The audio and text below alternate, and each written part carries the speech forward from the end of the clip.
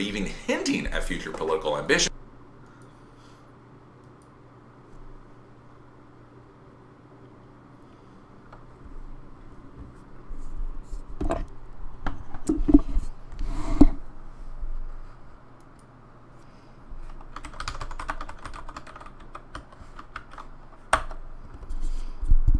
Alright, looks like we're coming online.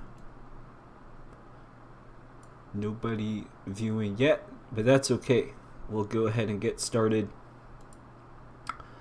So, today's plan is to continue looking at this Technological Society book.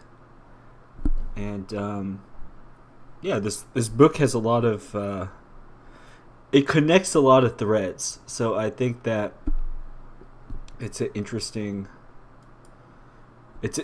text because it comes before a lot of the internet and computer stuff, but it talks about a lot of the ideas that have gone into making all this stuff. And so it kind of gives like you could call it an intellectual underpinning, the ideologies, stuff like that. They're laid out and they're discussed in this book, and that is why I think it's valuable to return to. Let's see. So if anybody's interested more in seeing some flashier presentations of these topics, one thing I watched is this documentary series on Cyberpunk, which I'll pull up right here on the screen. In terms of just having cool visuals and summarizing a lot of the media about this stuff, I found this guy's channel, Indigo Gaming, Cyberpunk documentary. It'll tie together a lot of threads of maybe pop culture stuff that you've encountered, that you've seen, that you had a friend that was really into, and this documentary series usefully tied that together. So that is today's linking of somebody else's work that I thought was cool on YouTube. And let's see. Yeah, so I'll just keep on going. If anybody shows up or has any questions or anything, please share. Otherwise, I got a lot of stuff to cover. So let us continue. So the first point I wanted to make here with this stream is related to reading and research in general. So last couple streams looking at this book, there's all this content talking about Romans and Greeks. Now, here's a question. You could say, by reading what Jacques Ellul has to say about Greeks and Romans, did you actually learn anything about Greeks and Romans? Furthermore, I don't know much about Greeks and Romans myself, but it seems within Greece and Rome, respectively, or their empires, however you want to define them, that there is a lot of competing interests. Just like, for example, in the United States, you have different political parties, you have different voter blocks, whatever you want to call it.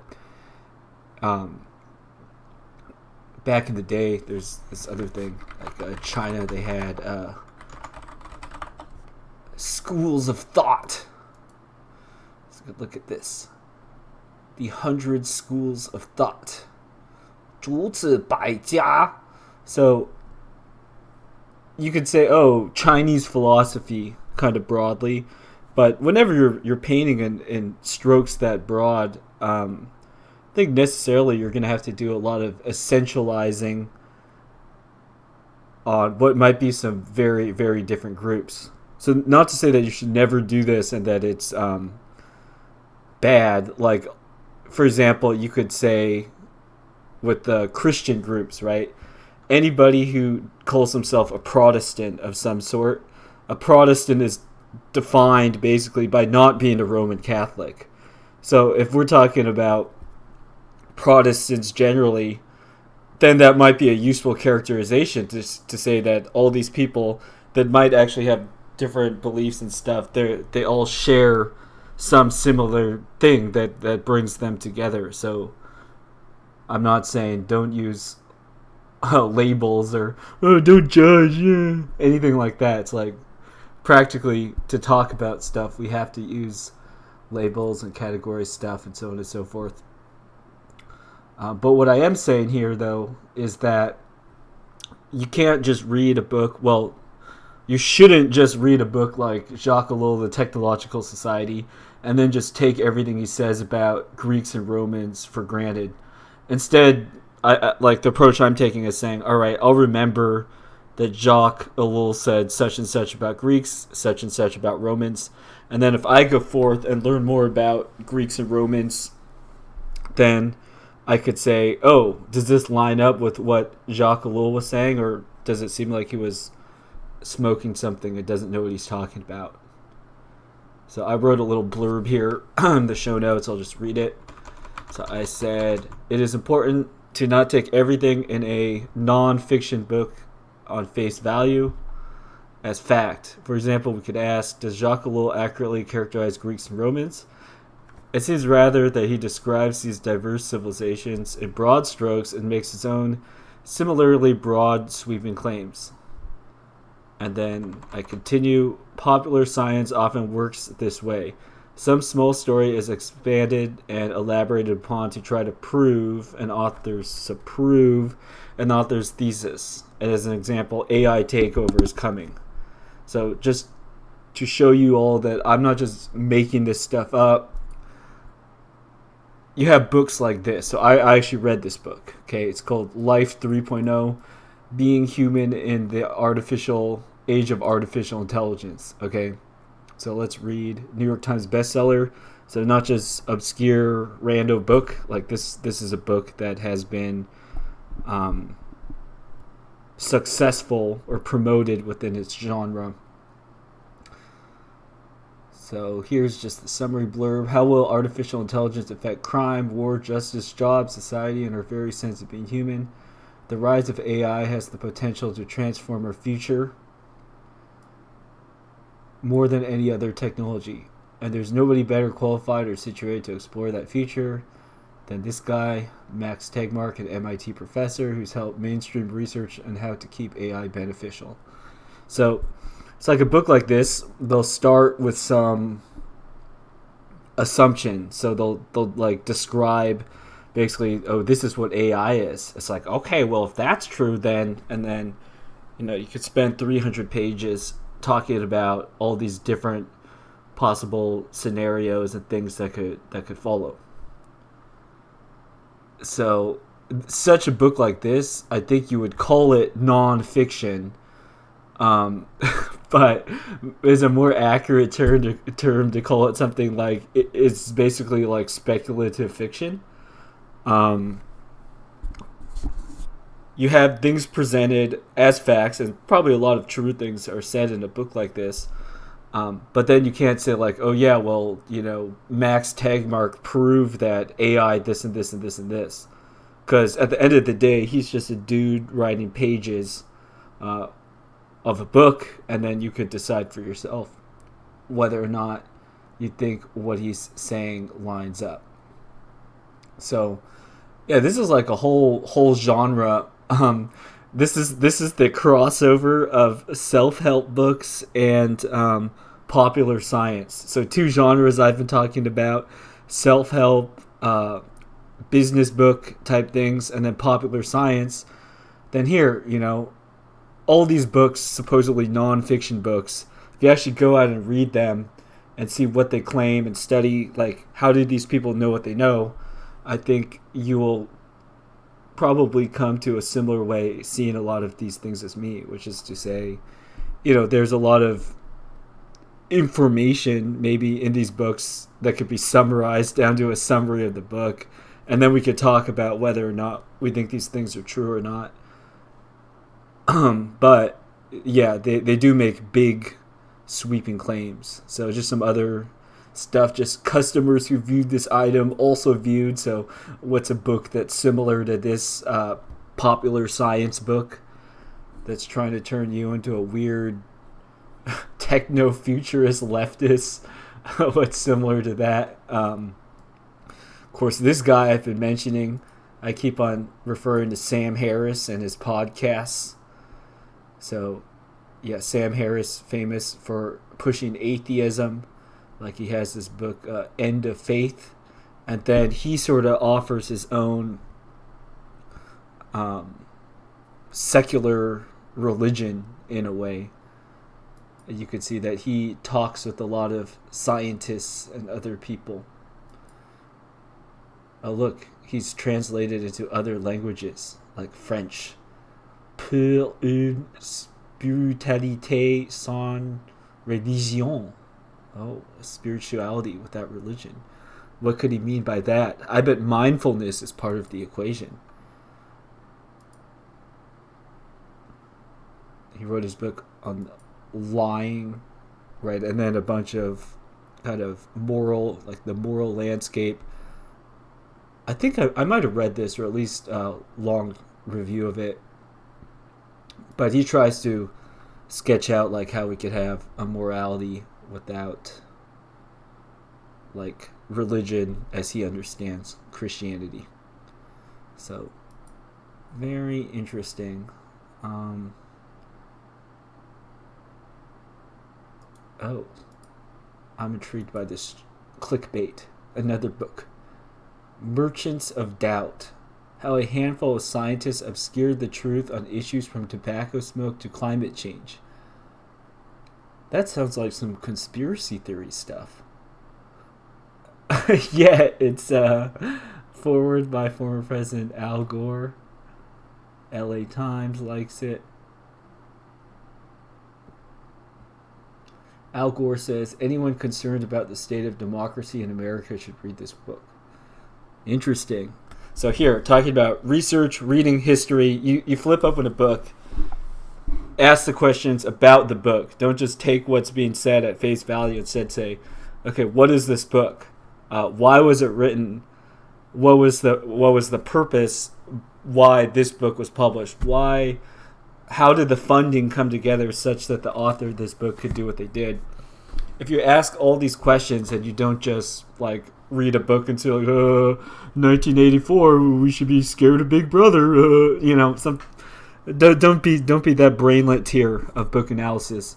Instead, say like, why would they have people read stuff like 1984? Who is George Orwell? What sort of ideas did he have himself? Did it seem like he had his stuff together, or was he a kind of train wreck of a person? All these things I think are important to look at when we analyze texts.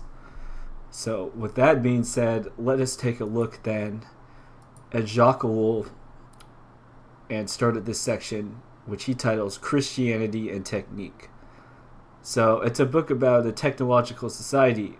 We could ask, why would he be talking about like Christianity, or how he understands that to be? I think a clear answer would be in Western Europe. So I think he's a French guy. Then you go to France or something, you could see all sorts of remnants of big like cathedrals and other things left behind from a time where maybe most of the country subscribed to Christian religion of some kind. So let's see what he has to say. The East, passive, fatalist, contemptuous of life and action. The West, active, conquering, turning nature to profit. These contrasts, so dear to popular sociology, are said to result from a difference in religion. Buddhism and Islam on the one hand, Christianity, which is credited with having forged the practical soul of the West. Okay, so let's just pause here for a moment and let's acknowledge that there's a bunch of like just over the top stupid stuff being said here. So if we're saying like the West, like conquering, turning nature to profit, I mean, do you suppose in the East that they also like cut down trees and made buildings? like obviously they did. We could see, that they had a lot of practical, whatever you want to call it. I mean, they did a lot of stuff in the East, so maybe they weren't like pushing for the locomotive, the steam engine, in the time, the past 200 years or something. But it's quite a hand-wavy characterization. So that's why I'm making this point about don't just take, some one dude's broad stroke characterization of a civilization at face value, because it might just be more about, it's like in a science fiction movie or book or whatever, you make up these alien races and stuff, and you give them these essential characteristics. Like, we look at Star Wars alien species, okay? So, like, this guy, Jacques Ellul, he's doing this basic idea, but he's doing it with the Greeks and the Romans. So, you could be like, oh, I'm going to write a science fiction book. I'm going to come up with these different races. So, there's, like, the Hutts, like Jabba the Hutt, and they're these, like, greedy slug things. So, they're physically weak, but they're able to make money by being, like, mob boss guys and stuff. A bunch of these, I don't know. Let's get to some more recognizable ones, like the Jawas or something. Looking at our Star Wars. Or just one that looks funny. Okay, yeah, this like elephant guy with his fingers here. So let's read about Ortolan. Who doesn't love a blue piano-playing midget elephant? The only Ortolan seen in the saga so far is Max Rebo. Max and his snout can be seen tickling the ivories as part of C. Snoodles and Max Rebo band. He may have been a proficient musician and just as cute as a blue button, but this showman elephant thing had a bit of a mean streak. Max could be seen laughing through all the devouring, killing, and so I scratch it because this is more about just this one character. General point though is in a fictional universe you might do something like invent a race. Okay, this is better. The Gungans. All right, so let's read about what they're like. Gungan society is rather fascinating.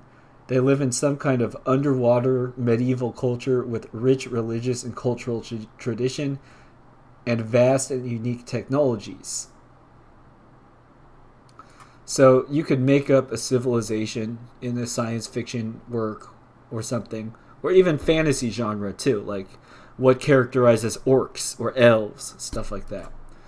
So what we see here, going back to Jacques Ellul, is he essentializes too, like the Greeks or the Romans in a similar way that a fantasy writer or someone might make up a civilization.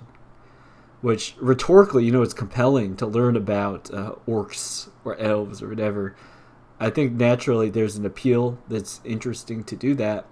But in terms of actually understanding history and things like that, you could also ask yourself, is that a good methodology to understand things better?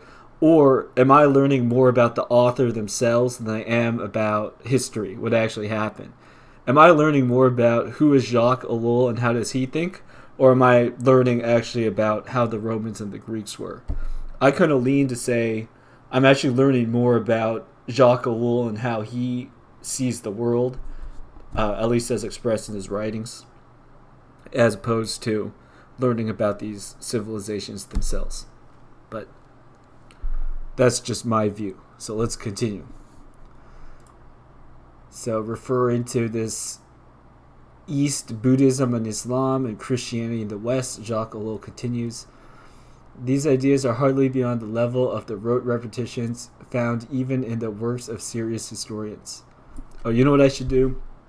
I'm going to pull up a world map too, because I want to see where Jacques Ellul kind of divides up when he's talking about the East and the West. How is he dividing up the world? Because earlier it seemed like he was calling Greece and the East, but then he was associating not just Greece, but Buddhism and Islam. So how does that work?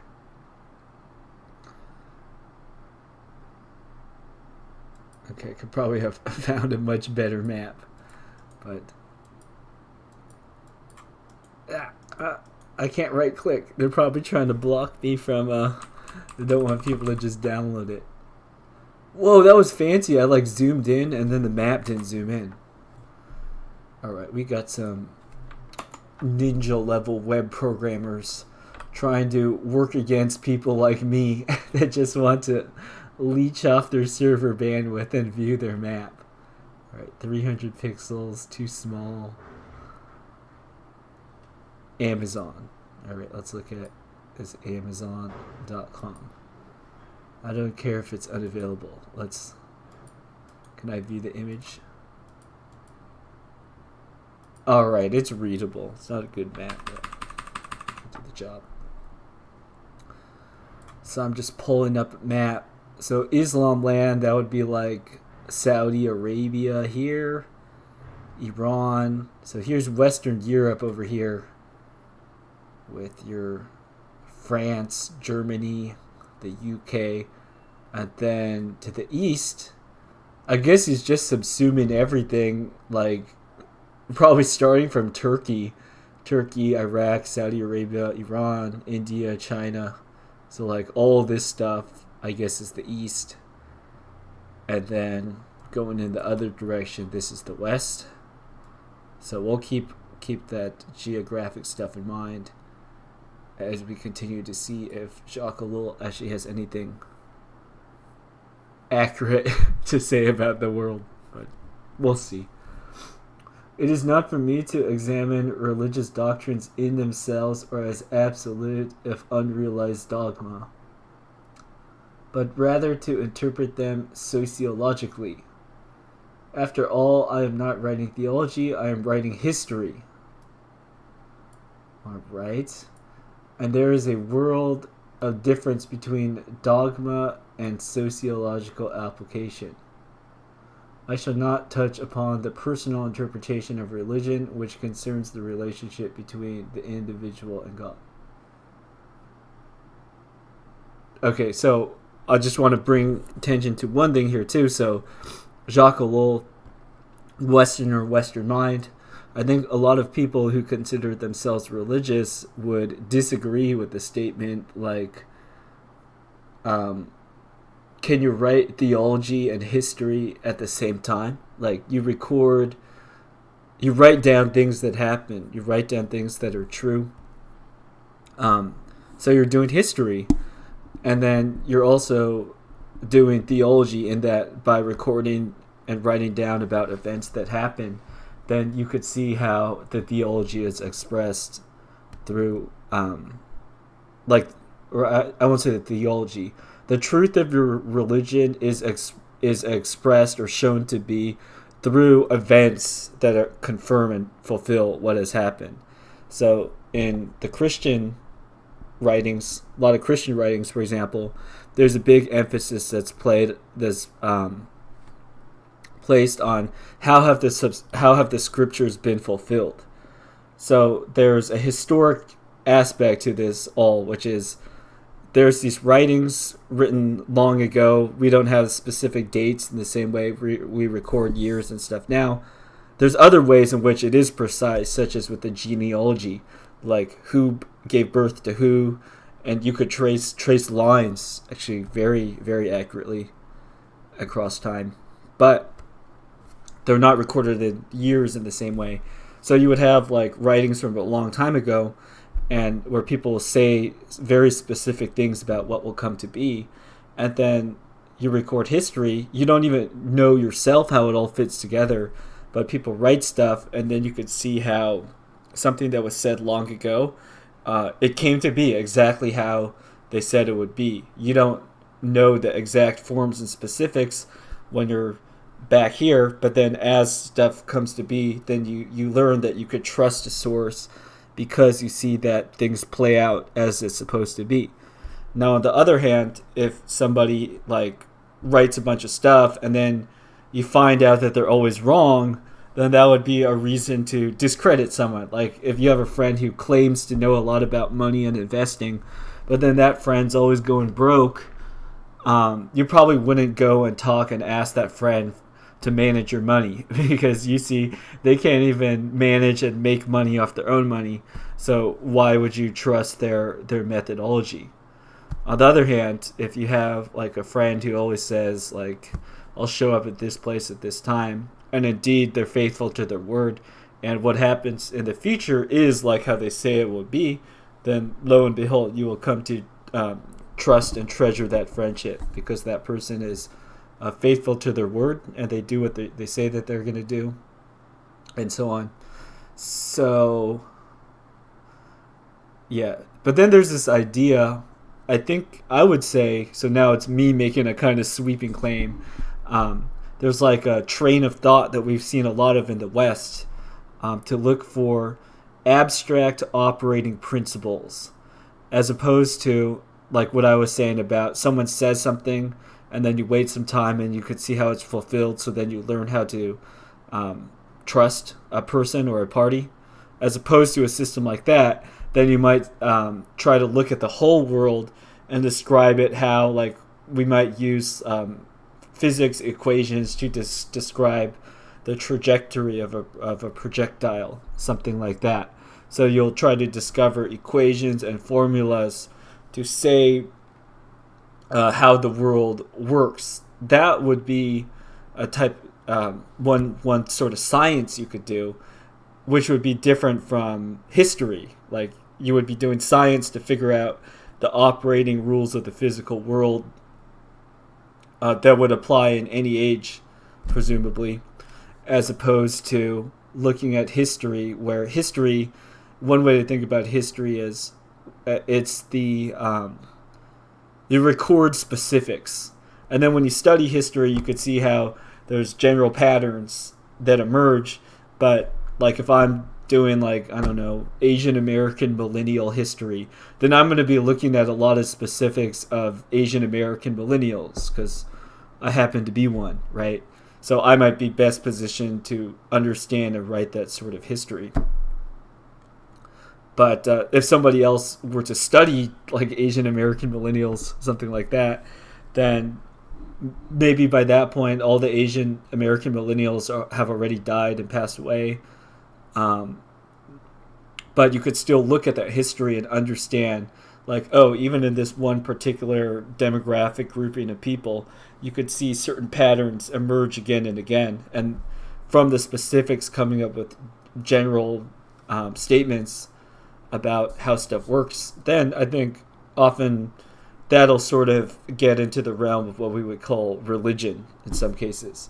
So, for example, like the Buddhists will say, you know, what do they call it? We'll say they're four noble truths. So let's look at that. So the Buddhists, they might look at all these different eras, different people groups, and then they might come up with like, okay, we see a lot of different forms, a lot of different specifics, but then they will teach, you know, that these four things are true about how the world works. So there's like dukkha, suffering, incapable of satisfying, painful, an innate characteristic of existence in the realm of samsara, samudaya of this dukkha which arises or comes together with tanha, craving, desire, or attachment, nirodha, cessation or ending of this dukkha can be obtained by the renunciation or letting go of this tanha. And then magga, oh, that sounds like a certain president's slogan, is the path leading to renouncement of tanha and cessation of dukkha. So like there's suffering in this world. You know, this is something, an observation that holds true of every people group in every age. And then Buddhism, by the Four Noble Truths, what they call that, then they present a path or a solution, a technique, if you will, by which one could says one could have the cessation of dukkha, or what they call suffering, incapable, satisfied, painful. So how do you cease to suffer? Then Buddhism will have a prescriptive technique to do that. All right, back to the text. Jacques. And there is a world of difference between dogma and its sociological application. I shall not touch upon the personal interpretation of religion, which considers the relationship between the individual and God. All right.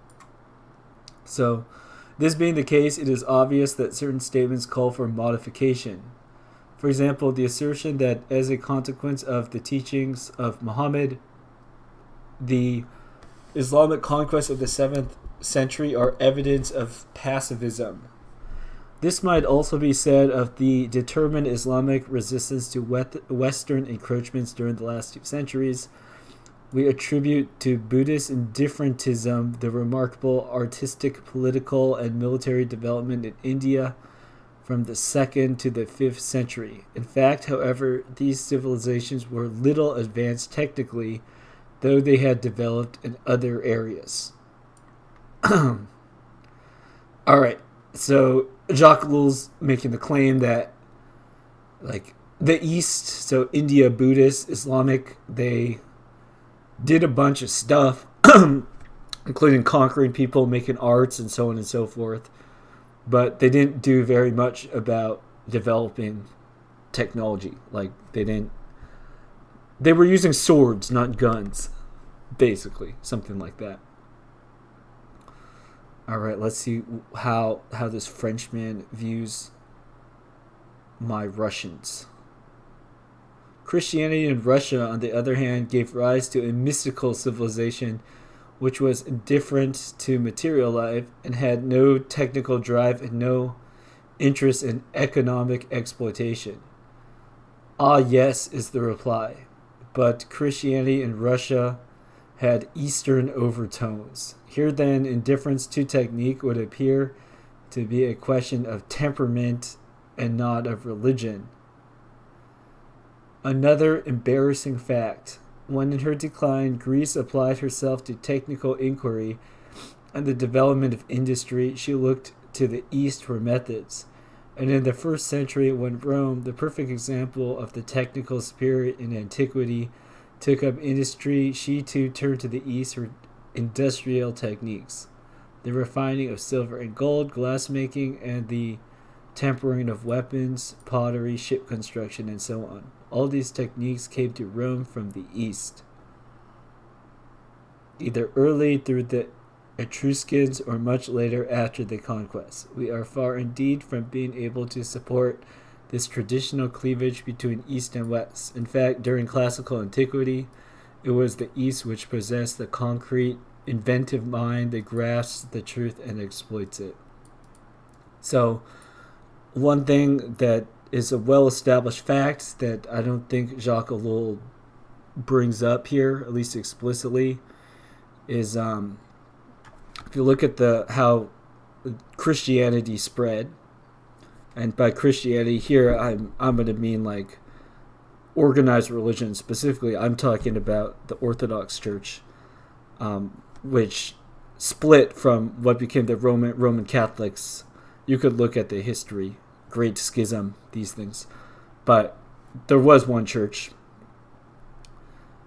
and the followers would say there is still one church, so these other branches are not the same church with the unbroken lineage because they broke off.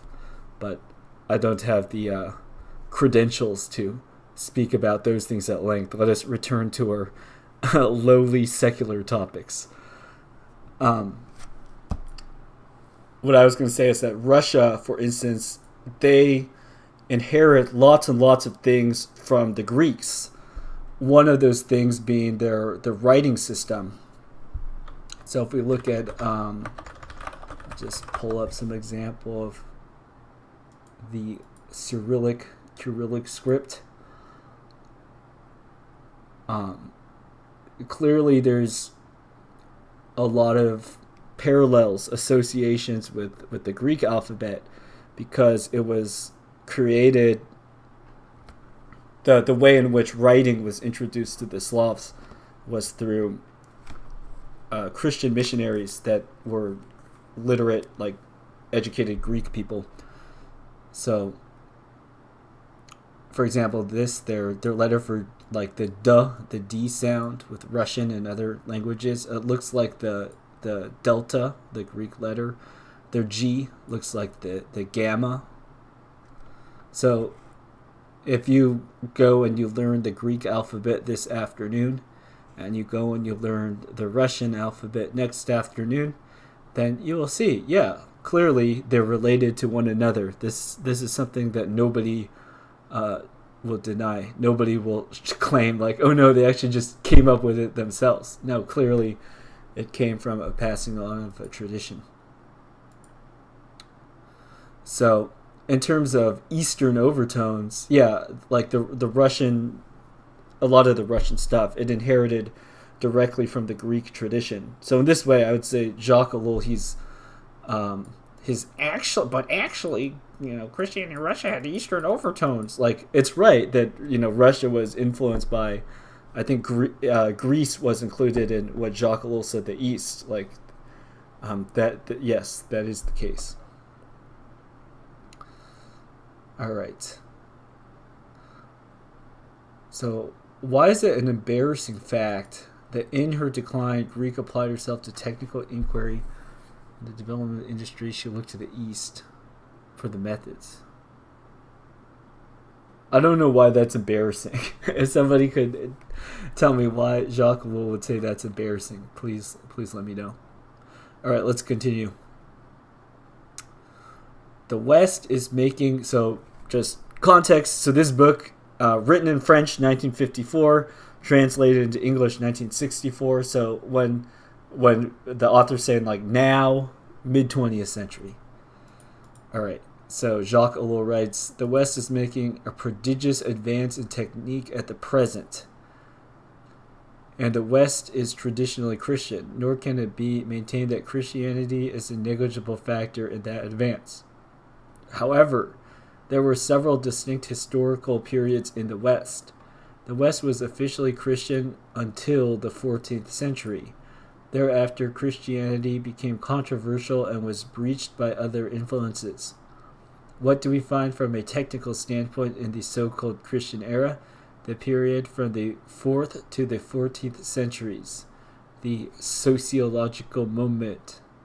First, we observe the breakdown of Roman technique in every area, on the level of organization as well as in the construction of cities, in industry, and in transport. From the 4th to the 10th centuries, in fact, there was a complete obliteration of technique, a condition so deplored that it became a focus of anti-Christian polemic, and rightly so. It was because the Christians held judicial and other technical activity in such contempt that they were considered the enemies of the human race, not only because they opposed Caesar. The reproach of Celsus was not without truth. After the Christian triumph in Rome, there was not one great jurist left who could guarantee the life and the value of the Roman organization. Decadence? No. Complete disinterest in such activity. Saint Augustine devoted much of his De Civitate Dei to justifying the Christians in this respect, and to denying their influence was detrimental. So I think De Civitate Dei, I think this is like of the city of God. Let's check. De Civitate Dei. Yeah, the city of God. Contra paganos, and against the pagans as well. I have not read this myself, though.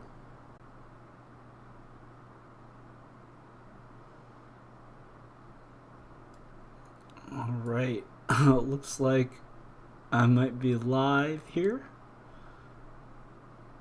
Are we back? Well, in any case, it'll be interesting for me to go back and see what it looked like on the stream. when the technology blew up. So let's pull up some Windows again. Get some stream notes going.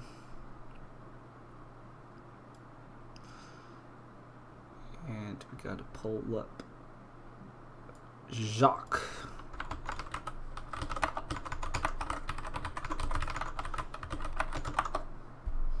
I had like a private browser window open, so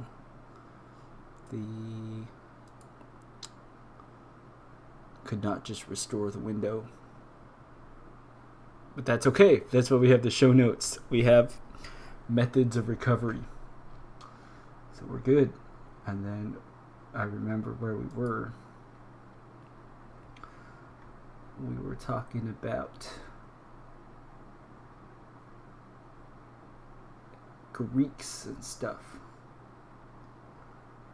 So scroll. I think it was like around page 60 something. Cool. Anyways, so let's see. Looks like no messages in the chat. That is okay. We are still on schedule. Okay, I think, yeah, we were looking at St. Augustine and the City of God.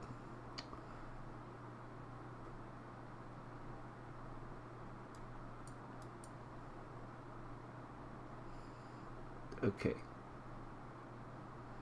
And then there's this accusation by the Romans that the Christian population was detrimental to the civilization. And Augustine, according to Ellul, said that is not so. They're good citizens. Okay. And then Jacques Ellul continues that may have been so, that the Christians were good citizens. But their focus of interest was nevertheless on something other than the state and practical activity. So I think that is true, right? If somebody is concerned with, for example, how do you live a good, moral, upright life, something like that, then you might not be obsessed about like building the next Facebook. You might not be obsessed with building the metaverse, something like that, because you have other more important things to attend to. So that sounds like a fair characterization.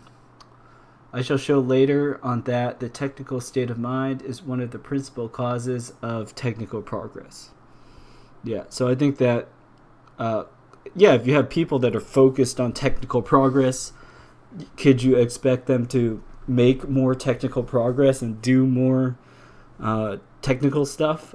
Yeah, like why not? On the other hand, if somebody is focused more on something else, like let's say spiritual progress, then maybe that person is more likely to make progress on that than someone who focuses all their time and energy on technical progress. We continue.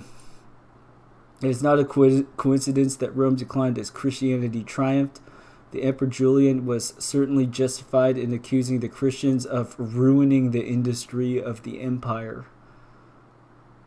After this period of decadence, for which, of course, Christianity was not solely responsible, what does the historian find? The restoration under Christian influence of an active civilization, methodical, exploiting the riches of the world as a gift given by God to be put to good use? Not at all.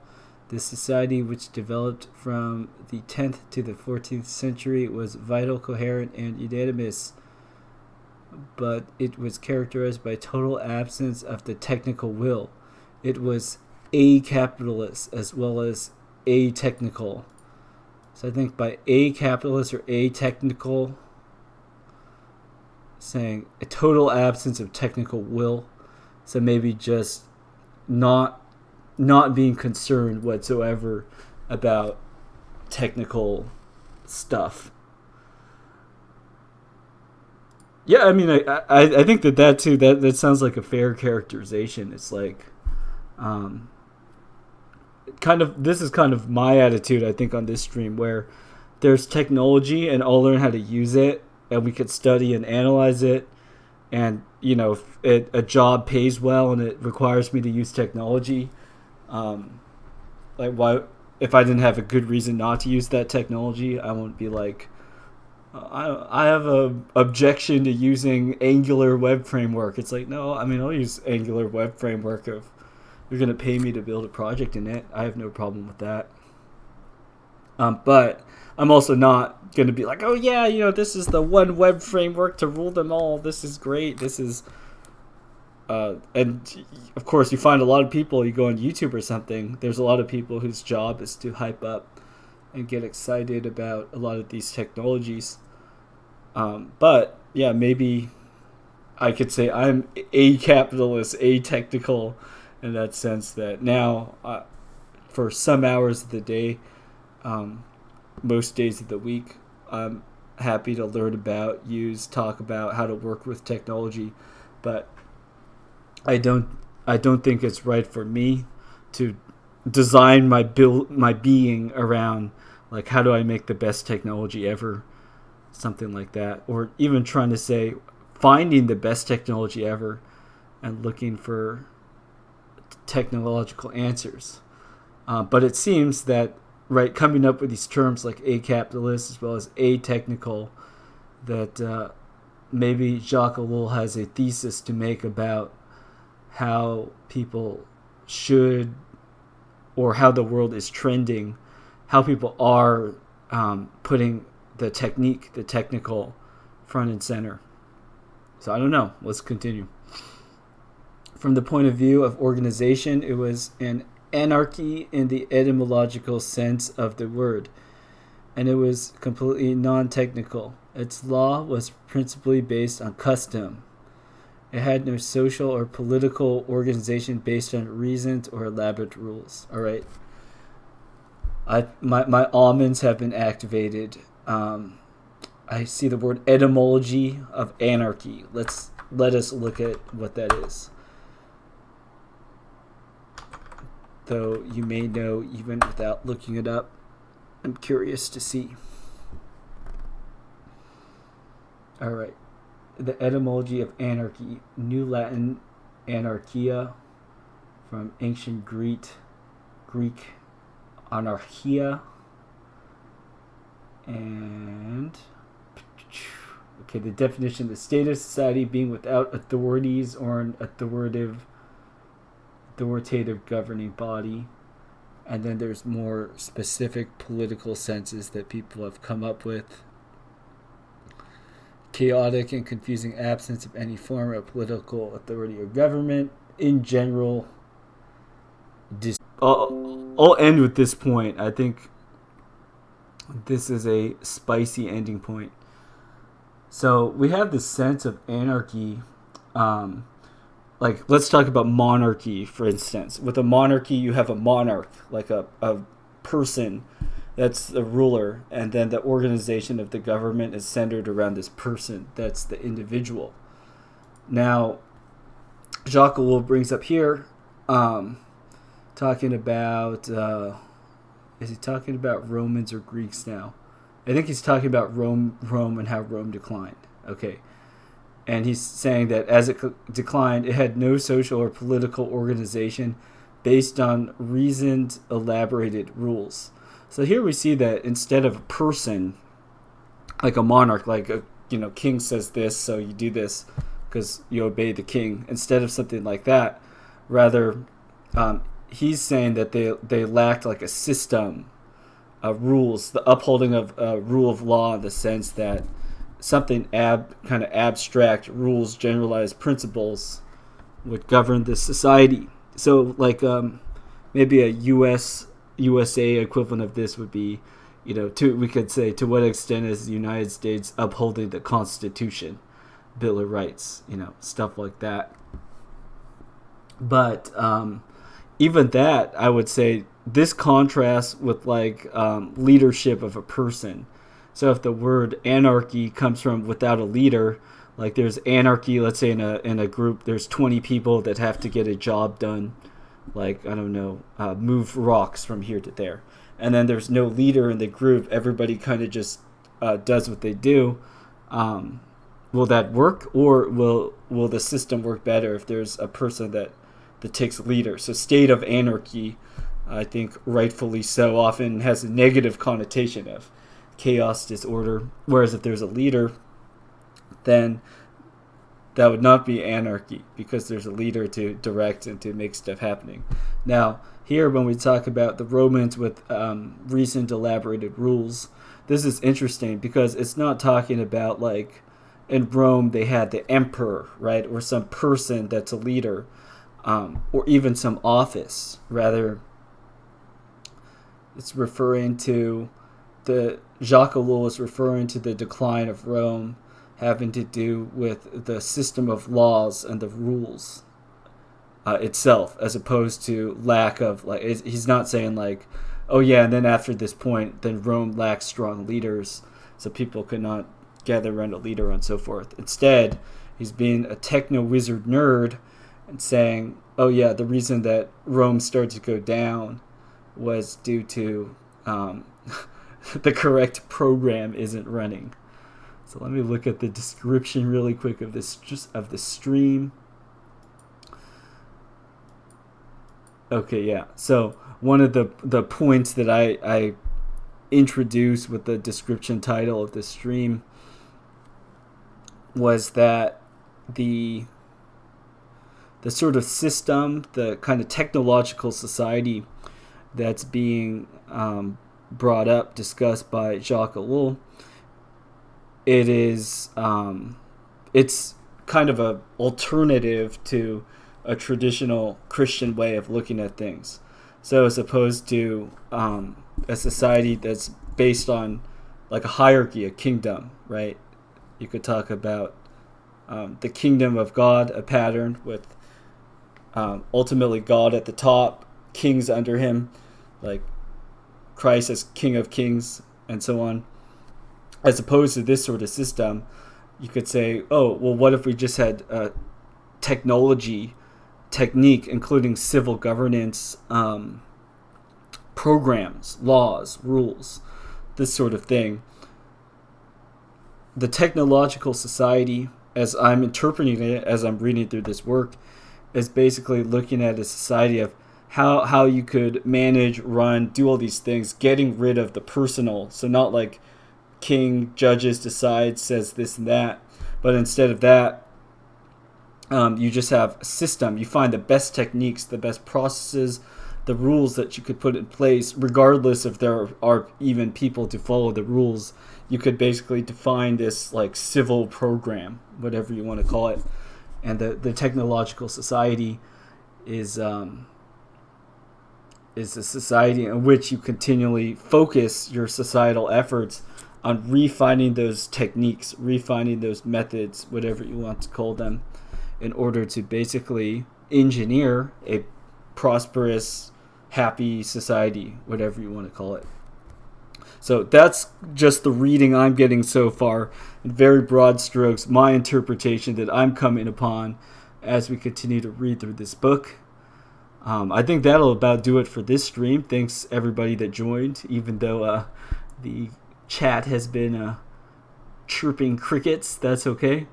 I'm happy to continue to read through this work, to share my thoughts on it, and feel free to leave comments or send me messages or whatever to share your thoughts about Jacques Ellul, the Technological Society, what we're discussing, as well as to suggest other future content that you would like to see discussed on this channel. So thank you everybody very much for joining. Apologies for the technical error. I didn't expect that, but hopefully we recovered okay, and this was nevertheless a valuable use of your time, good use of your time. Thank you.